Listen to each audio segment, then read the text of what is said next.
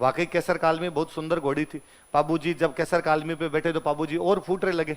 और केसर कालमी की अपने पे तो खूब सारी कहानियां है कि जब पाबूजी घोड़ी लेके वहां अमरकोट पहुंचे तो ये तो घोड़ी नाचे। पहले क्या बींद वाली घोड़ी को नचाने का बड़ा रिवाज था कि दूल्हा जिस घोड़ी पे बेचता उसको नचाया जाए, और दूल्हे खुद अच्छे घुड़सवार हुआ करते, नचा दिया करते। आजकल तो दूल्हा चलते तो तिवाड़े आते हैं, है ना। तो आजकल तो दूल्हे को घोड़ी पर बिठा कर तकड़ी पकड़ ले और दो इधर चलते हैं और दो इधर चलते हैं, ये कहीं डगमगा के गिर ना जाए। तुम्हारे ढोल के धमाके पे मेरी केसर नाचेगी। वो केसर को नचाते नचा नचा केसर लगाम खींचते हैं, लगाम खींचते केसर अगले दोनों पैर हवा में उछाल देती है। बाबूजी आराम से उसके मारते हैं तो कहते वो अगले दोनों पैर जब हवा में उछालती है तो गढ़ के कंगूरे पे लगा देती है, जहां तोरण लगा हुआ तो उसके पास में अपने पैर टिकाती है दोनों। जब वापस पैर उतार रही होती है तो उसके खुर के प्रहार से ईंटें साथ में आ गई, ईंटें तोड़ के लाई वहां से वो। इस बार बाबूजी ने अमरकोट वालों की तरफ देखा, क्या हाल है।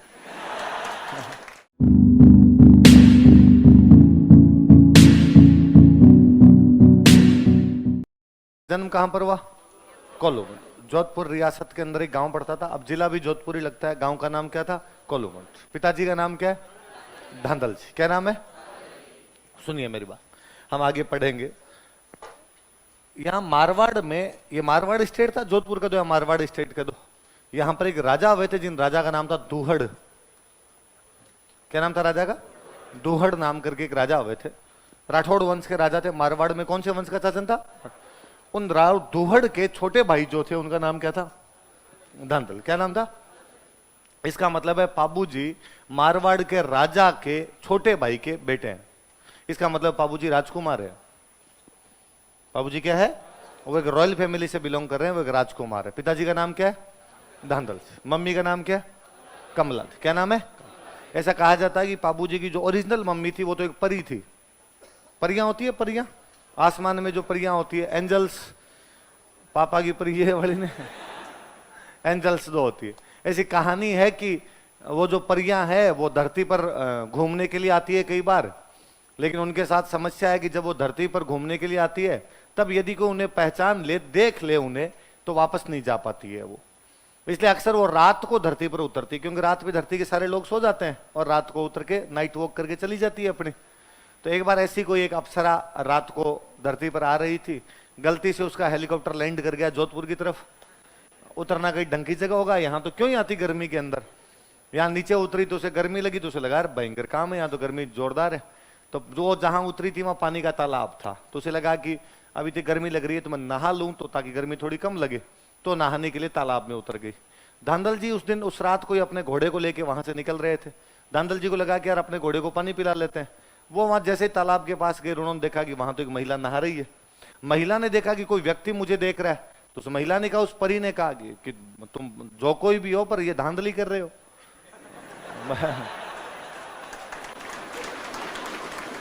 ऐसे नहाते हुए तो नहीं देखना चाहिए। और फिर वो उसने कहा कि पर इससे भी बुरी समस्या ये है कि मैं परी हूं और मेरे साथ ये है कि यदि मुझे कोई इस प्रकार देख लेता है यहाँ पे धरती पे तो वापस नहीं जा पाती, तो मेरी तो शक्तियां समाप्त होगी, मैं वापस कैसे जाऊंगी। और धांधल जी ने कहा कि किसने कहा वापस जाना है? धांधल जी महाराज ने लगभग घुटनों के बल बैठते हुए कहा कि विल यू मैरी मी। परी के पास भी कोई चांस दूसरे थे नहीं, तो परी ने कहा भाई ठीक है, पर उसने कहा मेरी दो शर्तें हैं कि एक तो मेरे से शादी के बाद मेरा महल अलग से होना चाहिए। धांधल जी ने कहा ठीक कोई बात, राजा थे, राजा के भाई थे, तो महल अलग हो जाएगा, तुम्हारा अलग से कमरा बनवा देंगे, तुम्हारा अलग से घर बनवा देंगे। एक उस महल में बिना मेरी परमिशन की कोई भी आना नहीं चाहिए। कहा ठीक। कहा तुम भी नहीं? कहा ठीक। अब धांधल जी ने उस परी से शादी की, उसके लिए अलग महल बनवा के दिया, वहां पर वो परी रहा करती। जो कोई भी उस महल में जाता वो पहले परी से परमिशन लेके जाता। समय के साथ में उस परी के एक बेटा हुआ, बेटे का नाम क्या रखा गया? तो कहते बाबूजी बेहद सुंदर थे। अपने जितने लोक देवता इनमें सबसे सुंदर कोई लोक देवता हुए थे वो कौन थे? मम्मी भी चले गए, सकल मम्मी भी चलेगी, धांधल जी भी जाते तो क्या ही सुंदर होते। मारवाड़ का आदमी काला कोजा भूंडा ही हो, क्या ही सुंदर होते, पर मम्मी की तरफ चले गए, रंग रोगन वैसे नैन नक्श उधर ही चले गए होंगे, तो थोड़े फूट रहे वे बाबूजी। अब एक दिन धांधल जी को लगा, जब बेटा हो गया, थोड़ा बड़ा हो गया बाबूजी, तो लगा कि यार ये क्या तरीका है कि मेरे से पूछ के आओ, महल में से कोई नहीं जा सकता। और एक दिन धांधल जी बिना परमिशन के चले गए, देखते हैं यार ऐसा क्या है महल में। और जैसे वो महल में घुसे, उन्होंने देखा कि वहां परी तो थी नहीं, वहां एक शेरनी बैठी हुई थी और पाबू उसका दूध पी रहा था। और उनको लगा ये भयंकर कोतक है। और शेरनी ने जैसे ही धांधल जी को देखा, हाथों हाथ वो कन्वर्ट भी वापस परी में, और उसने कहा इसी दिन के लिए मैंने मना किया था, मैं परी हूं, मेरे में शक्तियां हैं कि मैं मेरा रूप चेंज कर सकती हूं, और जब मैं अकेली होती हूं तो अपना रूप चेंज करके यहां पे रहती हूं, पर आपने अपना कॉन्ट्रैक्ट तोड़ दिया, आप बिना पूछे आ गए, अब मैं यहां पर नहीं रहूंगी, अब मैं मेरी वापस जाऊंगी। धांधल जी ने खूब समझाया कि भाई रुक जाओ तुम यहाँ पे, पर वो नहीं मानी, वो यहाँ से चली। उसने जाते जाते कहा कि एक माँ की दो इच्छाएं होती है, एक तो अपने बच्चे को दूध पिला के थोड़ा बड़ा करे, और बच्चा जब थोड़ा बड़ा हो जाए तो अपने कंधों पे खिलाए, अपने पीठ पे खिलाए, उसके लिए घोड़ा बने। लेकिन अब ये इतना बड़ा तो हो गया कि मैंने दूध तो पिला दिया इसको, लेकिन इतना बड़ा भी नहीं हुआ कि इसको कंधे पे मैं पीठ पे खिलाती इसको, अब तुम जानो तुम्हारा काम जाने। तो कहते वो परी तो चली गई। फिर धांधल जी के एक और रानी थे जिनका नाम था कमला। क्या नाम था? दे का मतलब है देवी, तो अपने कमला देवी को पूरा नहीं लिख के क्या लिख दिया करते, कमला। और कमला देव कहा गया भाई आप इसका ललन पालन करो। तो बाबू जी को पालने वाली जो पालन पोषण करने वाली जो माता जी थे वो कौन थे? बाद में समय के साथ बाबूजी बड़े हुए तो बाबूजी की सगाई की गई। अमरकोट पाकिस्तान के अंदर एक जगह पड़ती है, अमरकोट सिंध में, है ना। अब पहले जब तारबंदियां नहीं थी तब उस साइड के अंदर सगाइयां बहुत नॉर्मल सी बात हुआ करती थी कि भाई वो जोधपुर का पार्ट ही था, एक्सटेंडेड पार्ट था वो जोधपुर का उधर वाला अपना। और वहां के एक राजा है राणा सूरजमल सोढ़ा। क्या नाम है राजा का? उस राणा सूरजमल सोढ़ा की एक राजकुमारी है जिसका नाम है फूलम दे। क्या नाम है? कई जगह उसी का अपनी कहानियों में कविताओं में नाम आ जाता है सुप्यार दे, तो आप उसी का नाम मान लीजिए, भले आप फूलम दे मान लीजिए, भले क्या मान लीजिए सुप। अच्छा कई बार स्टूडेंट जिद पर ही रह जाता है, सर सही सही बताओ फूलम दे या सुप्यार दे। मैं कहता हूँ यार नाम तो फूलम दे ही था पर कई कई जगह सुप्यार दे मिल जाता है। फिर स्टूडेंट के वो जैसे ये अभी पूछ रहा था कि ऐसा हो जाए तो वाली समस्या रहती है कि दोनों ऑप्शन में आ गए तो मैं यार कुछ ही कर लेना, तेरे हिसाब से देख लेना। अरे सर फिर मैं कहता हूँ यार आते नहीं है, दोनों ऑप्शन में नहीं आते। नहीं सर फिर भी नहीं आएंगे ऑप्शन में, पर आप तो बताओ सही नाम क्या था? फूलम देता है सुप्यार देता। तो मुझे लगता है नाम तो फूलम दे रहा होगा। कभी बाबूजी ने गीत गाया होगा कि दे दे प्यार दे अच्छा प्यार दे सुप्यार दे, है ना। तो बाद में एक नाम और सुप्यार दे पड़ गया, बाकी नाम क्या था उनका? फूलम दे नाम रहा होगा। बाबूजी के दो खास दोस्त था एकदम, चांदा और डामा। क्या नाम है? भील जाति के दो भाई है। कहते हैं कि भील गुजरात से आए थे, गुजरात का राजा इनको मारना चाहता था, ये पाबूजी के पास आ गए थे, पाबूजी ने इनको शरण दी थी, पाबूजी ने इनको बचाया था, तो बाद में ये पाबूजी के साथ रहा करते थे। पाबूजी के दोनों खास दोस्त थे। पाबूजी के पास एक घोड़ी है और उस घोड़ी का नाम क्या है? क्या नाम है? कैसर। उसकी जो मेयर है उनकी जो घोड़ी है उसका नाम क्या था? कैसर। कहानी है कि पाबूजी जब शादी करने के लिए जा रहे थे अपनी, तो पाबूजी शादी करने के लिए जा रहे, दूल्हे बने, एक तो फूट रहे थे पाबूजी इतने, ऊपर से दूल्हा और फूटरा लगने लग जाता है, और दूल्हे वाले कपड़े शेरवानी पहनी, साफा बांधा, ऊपर कोई तुर्रा कलंगी सिरपेच एंटीना जो लगते हैं वो सारे लगाए। एंटीना होता है सच में, वो जो लंबा सा होता है उसको एंटीना बोलते हैं। मोड़ वोड़ बांधा, पाबूजी बड़े सुंदर लगे।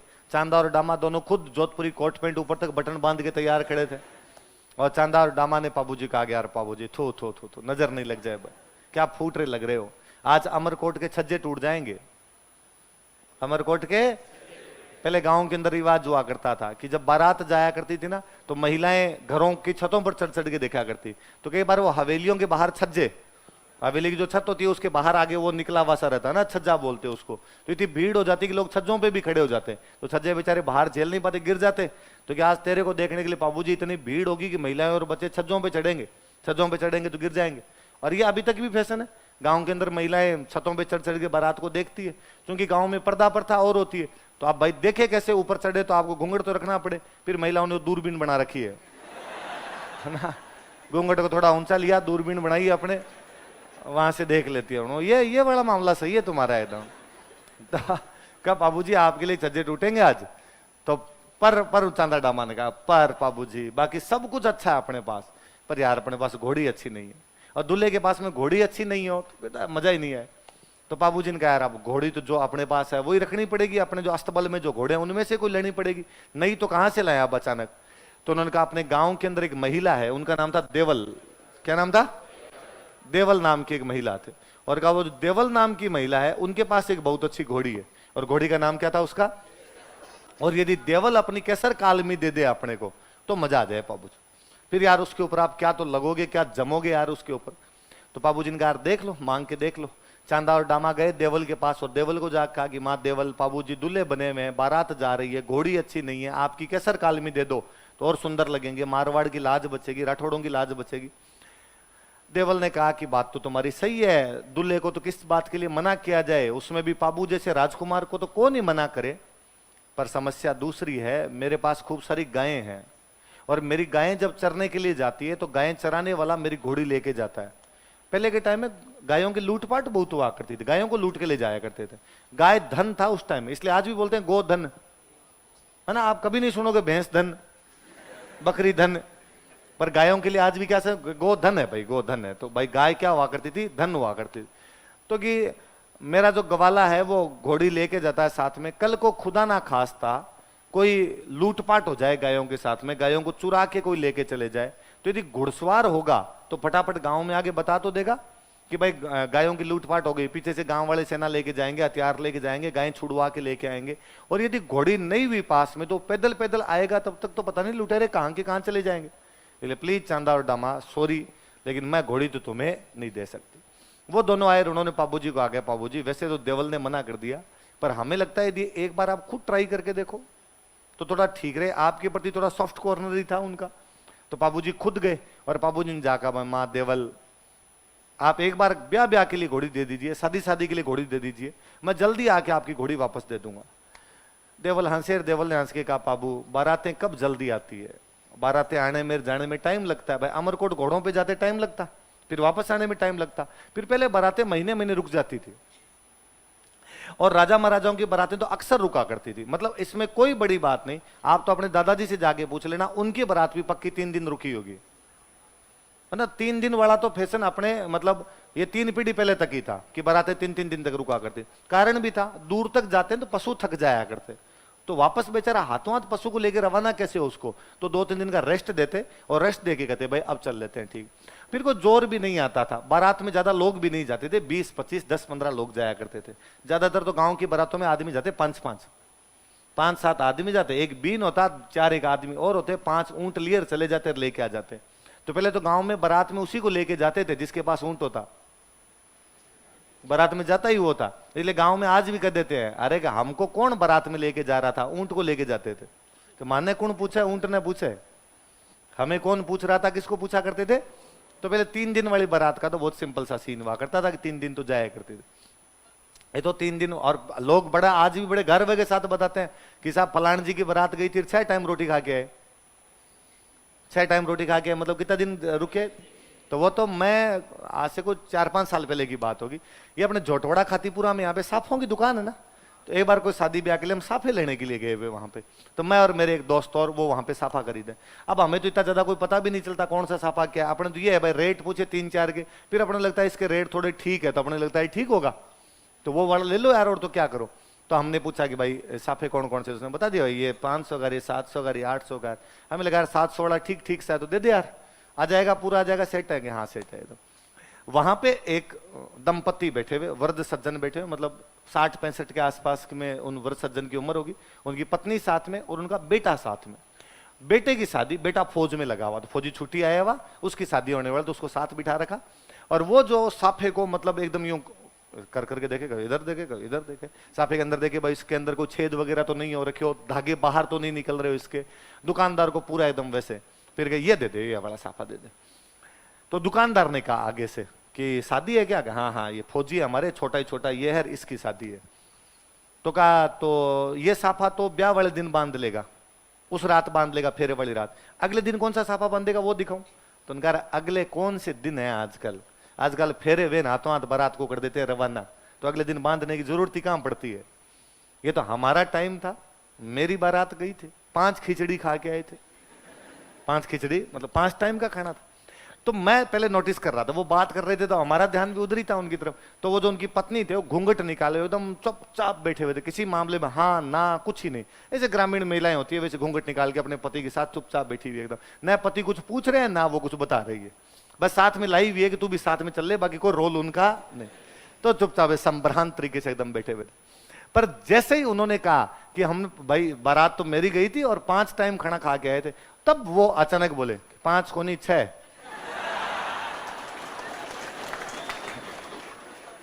तो मैं उनकी तरफ देख के मैं कहा बाबू 6, तो वो थोड़े खुले और उन्होंने कहा हाँ बेटा 6 खा के आए थे, बाप की 1 रोटी और लगी थी, ये 5 कैसे बता रहे हैं। मेरे पिताजी ने 6ठे टाइम को और खिलाया था, ये तो उन्होंने कहा हाँ हाँ 6 मान लिया, ऐसे तो आते टाइम रास्ते के लिए भी दी थी तो वो भी गिना देती हूँ, तो अगर दी थी तो फिर गिनाऊंगी। तो मैं कहा ये भी कितना और रोब हुआ करता था, 5 क्यों बता रहे हो, कितनी रोटियां खिलाई हमने, 6 टाइम खिचड़ी खिलाई थी हमने आपको।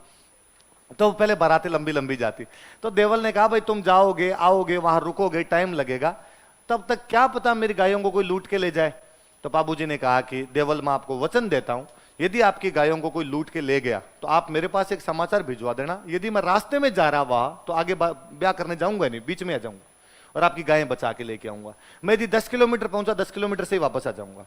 मैं यदि वहां पहुंच गया और तोरण मार रहा हूं और उस टाइम मेरे को न्यूज मिली कि भाई आपकी गायों की लूटपाट होगी, मैं बिना तोरण मारे वापस आ जाऊंगा। इवन यदि मैं फेरे ले रहा हुआ तो मैं बिना फेरे लिए बीच में आ जाऊंगा। मैं खाना खा रहा हूं तो खाना छोड़ के आऊंगा, पर आपकी गायों को बचाऊंगा, आप मुझे घोड़ी दे दीजिए।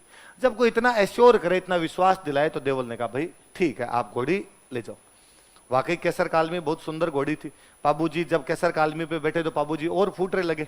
और केसर कालमी की अपने पे तो खूब सारी कहानियां है कि जब बाबूजी घोड़ी लेके वहां अमरकोट पहुंचे तो ये तो घोड़ी नाचे। पहले क्या बींद वाली घोड़ी को नचाने का बड़ा रिवाज था कि दूल्हा जिस घोड़ी पे बेचता उसको नचाया जाए, और दूल्हे खुद अच्छे घुड़सवार हुआ करते, नचा दिया करते। आजकल तो दूल्हा चलते तो त्योहाड़े आते हैं, है ना, तो आजकल तो दूल्हे को घोड़ी पर बिठा कर तकड़ी पकड़ ले और 2 इधर चलते हैं और 2 इधर चलते हैं, ये कहीं डगमगा के गिर ना जाए। अच्छा कई दूल्हे तो पिए हुए और रहते हैं आजकल, साथ में दारूड़िए दोस्त होते हैं, वो कोई पिलाते तो भाई कॉन्फिडेंस रहेगा, भाई उसमें पिया हुआ और है, तो भाई उसमें डिगमिग होता रहता है, अब गिरा इस पे, तो अब क्या नचाए, दूल्हा खुद नाचा हुआ ही रहता है। पहले नचा लिया करते, डाकी टाइप के आदमी होते तो वो गिरते भी नहीं थे जी घोड़ी से। घोड़ी बेचारी डरा करती थी कि डाकी कहां बिठा दिया इसको ऊपर। तो बाबूजी वहां घोड़ी को नचाए ना, चारों तरफ लोग बातें करे, अरे गए केसर कालमी जैसी तो घोड़ी नहीं है, आज दिन तक ऐसी घोड़ी नहीं देखी। कहते अमरकोट वालों को बड़ा बुरा लगा, यार अमरकोट वालों ने कहा ये क्या तरीका है, जैसे तुम्हारे पास ही घोड़ी हो, हमारे पास तो घोड़े हो ही नहीं। तो किसी ने इधर वालों ने कहा तुम्हारी हमारे वाले को दौड़ करवा लो, पता चल जाएगा किसके पास अच्छी है और किसके पास अच्छी नहीं है। तो वो कहते वो अमरकोट वाले जो सोडा थे वो घोड़ा लेके आए अपने, कि लो करवाओ दौड़ करवाओ। तो बाबूजी ने कहा आज नहीं भाई, 2 दिन बाद, हम इतने किलोमीटर चल के आए, हमारी घोड़ी थकी हुई है, तुम्हारा घोड़ा तो एकदम फ्रेश है, तो अभी हाथों हाथ दौड़ कराओगे तुम्हारा घोड़ा जीतेगा ही। तो उन्होंने कहा ये तो बातें हैं बाबूजी, 2 दिन बाद में कोई नहीं होगा, करवानी तो अभी करवा लो। और इसका मतलब डर गए अभी आप यदि दौड़ नहीं करवा रहे हो।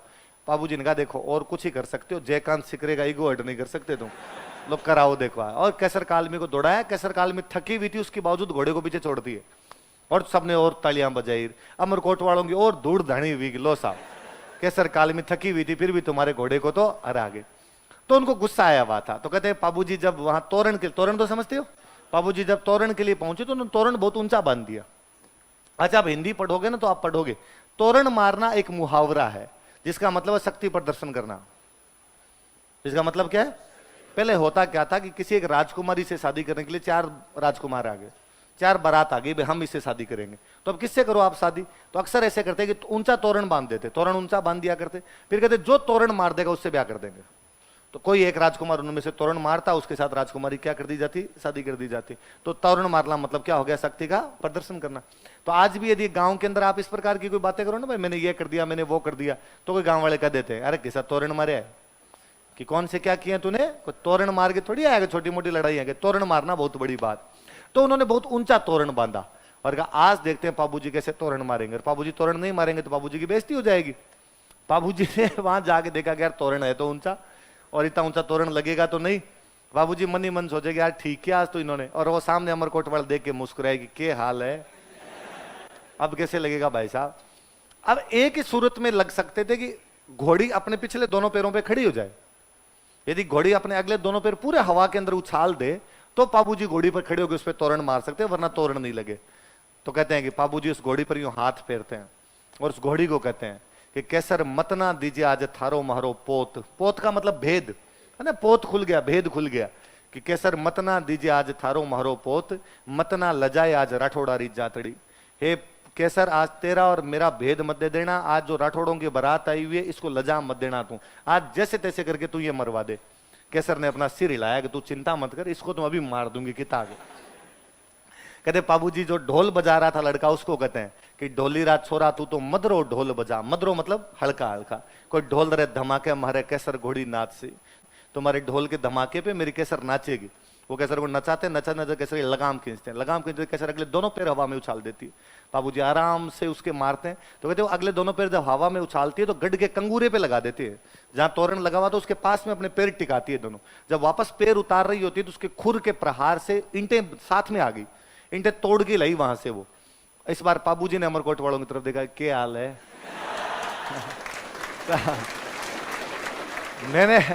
मैंने जब कभी ये कहानी पढ़ी थी कहीं पर, तो उस कहानी के अंदर था कि जब ये सीन देखा तो वहां फूलमदे की जितनी भी सहेलियां खड़ी थी वो जल गई।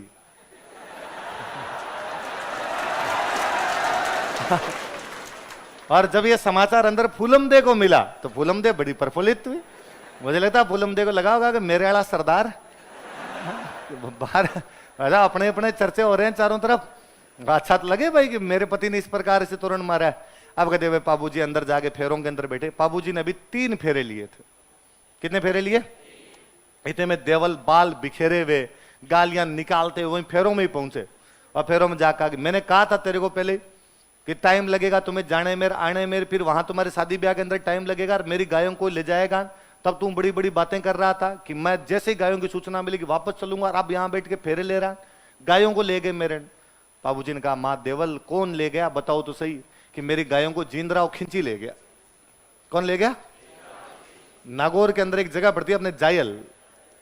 कौन सी जगह? और जायल का एक राजा था, उस राजा का नाम क्या था? कब मेरी गायों को जिंदरा और खिंची ले गया। और तूने कहा था कि तू मेरी गायों को बचाएगा, तो गायों को बचा मेरी।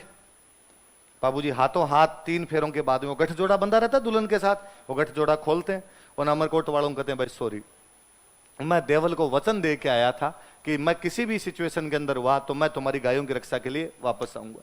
रघुकुल रीत सदा चली आई, प्राण जाई पर वचन नहीं जाने चाहिए। शादी ब्याह होते रहेंगे, मैं जिंदा रहा तो वापस आऊंगा, मर गया तो फिर स्वर्ग में मिलेंगे, वहीं पर मिलेंगे अपने। बाबूजी वहां से वापस आते हैं 3 फेरों के बाद में। जोधपुर के अंदर एक गांव पड़ता है देचू। कौन सा गांव पड़ता है? देचू नाम का एक गांव है। वहां पर जिंदरा और खिंची के खिलाफ लड़ाई करते हैं। उस युद्ध के अंदर वो गायें तो बचा लेते हैं, लेकिन बाबूजी इस युद्ध में लड़ते हुए शहीद हो जाते हैं।